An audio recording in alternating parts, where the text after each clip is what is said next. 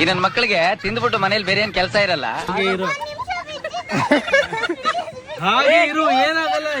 ಇಲ್ಲೊಂದು ಸಮಸ್ಯೆ ಖಂಡಿತ ಇದೆ. ನಿನಗೆ ಮತ್ತೇನೋ ಬೇಕು, ನಿನಗೆ ಏನೋ ಬೇಕು. ಅಯ್ಯೋ ದುರ್ವಿಧಿಯೇ. ಅಲ್ಲ ಅಣ್ಣಂಗೆ ಹೇಳ್ತೀನಿ, ನಿನ್ನೆ ಫಸ್ಟ್ ತೆಗೆಸ್ಕೊತಾನೆ. ನನ್ ಮೇಲೆ ನಿನ್ಗೆ ಯಾಕೆ ಇಷ್ಟು ದ್ವೇಷ?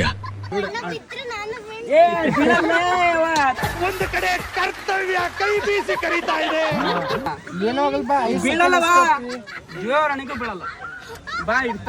ಯಾಕೆ ಭಗವಂತ ನನಗಿಷ್ಟು ಪ್ರಶ್ನೆ ಮಾಡ್ತಾ ಇದ್ದಾನಲ್ಲ. ಬಿಡ್ತೀವಿ ಆಮೇಲೆ ನೀನ್ ಬಿಡ್ತೀವಿ ಬನ್ನಿ. ಅಣ್ಣ ನಮ್ಮನ್ನು ಹೊಡಿಬೇಡಿ ಅಣ್ಣ, ಬಿಟ್ಬಿಡಿ ಅಣ್ಣ.